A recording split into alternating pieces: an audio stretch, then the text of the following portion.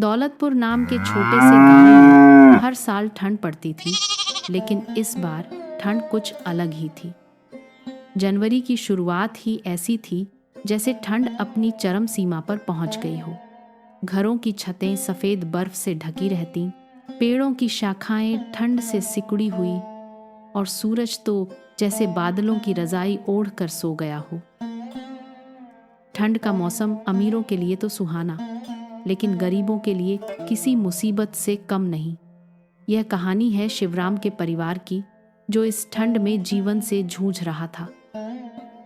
घर का हाल, कमला चिंता भरी धीमी आवाज में। अरे शिवराम जी, ऐसी ठंड तो मैंने कभी नहीं देखी। बाहर निकलने का मन ही नहीं करता। हवा बदन को चीर रही है। शिवराम थकी लेकिन हिम्मती आवाज में बोला। हाँ कमला, और सूरज भी तो जैसे लुका छुपी खेल रहा है, लेकिन क्या करें, मुझे तो सेठ बलवंत की दुकान पर जाना ही पड़ेगा।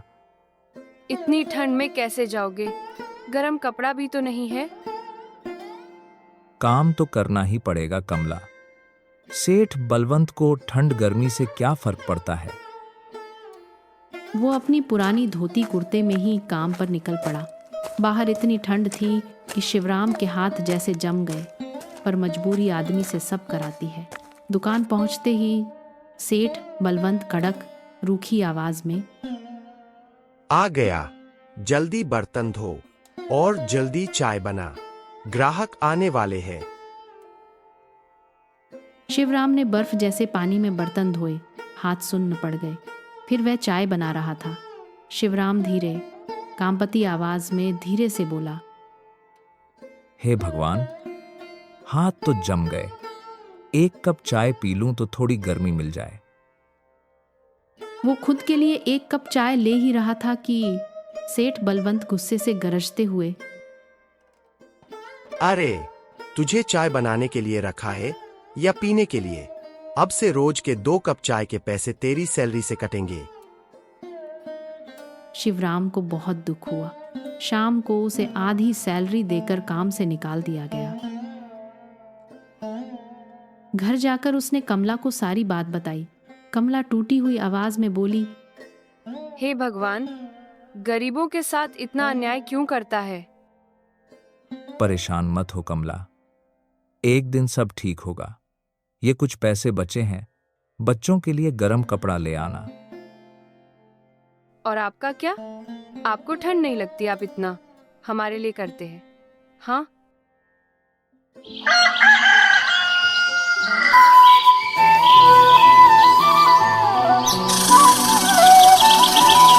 ठंड को देखते हुए सोचकर शिवराम ने अपने लिए भी एक स्वेटर ले लिया। फिर शिवराम एक दिन काम के तलाश में निकला। शिवराम हर दुकान जाता और यही पूछता, भैया, कुछ काम मिलेगा मुझे, काम की बहुत जरूरत है। फिर दुकानदार तंज कसते हुए कहा, अरे मेरे खुद के लाले पड़े हैं, तुझे कम कैसे दे दूं, जा यहां से काम नहीं है। फिर वो दूसरी दुकान पर गया, उससे भी वही पूछा, काम मिल जाएगा। वो दुकान वाला भी मना कर दिया। काम की तलाश में घूमते हुए शिवराम की मुलाकात एक बूढ़ी अम्मा से हुई। सरस्वती अम्मा कंपकंपाती आवाज शिवराम से बोली, बेटा, मेरा सामान घर तक पहुंचा दे, ठंड बहुत है। तू मेरा काम कर देगा तो तुझे एक उपहार दूंगी। शिवराम ने सामान और बूढ़ी अम्मा के घर तक पहुंचाया। बेटा, मैं अकेली रहती हूँ। ये मेरी गाय लक्ष्मी है। अब इसका ख्याल मैं नहीं रख पाती। तुम रख लो, इसका दूध तुम्हें बहुत सहारा देगा। शिवराम ने विनम्रता से स्वीकार किया और लक्ष्मी को घर ले आया। कमला आश्चर्य में थी और बोली, अरे ये गाय कहाँ से ले आए? एक किसकी गाय है ये?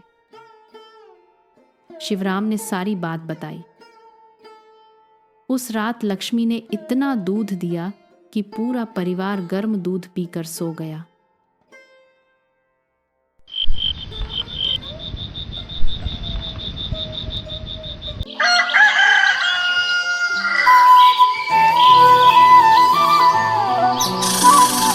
अगली सुबह कमला ने अपने पति शिवराम से भरी आवाज में बोली, क्यों न हम चाय का ठेला खोल लें?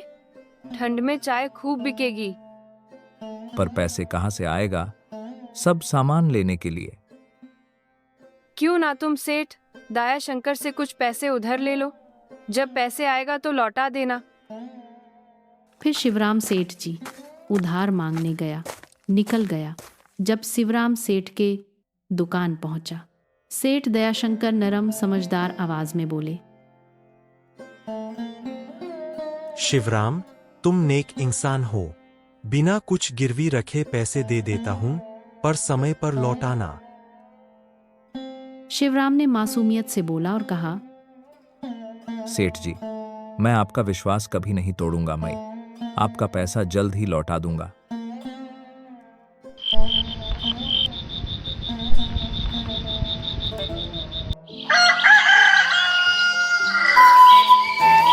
और उसने चाय का स्टॉल खोल लिया।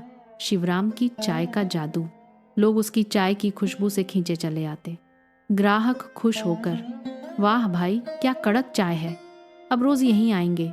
शिवराम का ठेला चलने लगा। लेकिन इस बात से जल रहा था सेठ बलवंत की जलन और गुंडे। उसने 3 गुंडों भीमा, पप्पू, खदेरू को भेजा। भीमा धमकी भरी आवाज, ओ ये शिवराम पैसा दे, वरना कल से ठेला नहीं लगेगा। शिवराम ने हाथ जोड़ लिए और बोला, साहब, गरीब हूं, कहां से दूं? मैं एक गरीब इंसान हूं।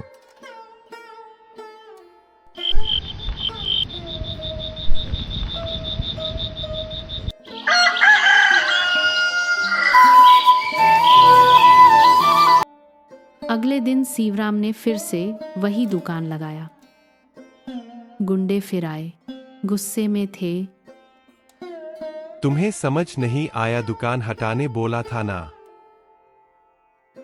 लेकिन चाय की खुशबू गुंडों का मन मोह लिया।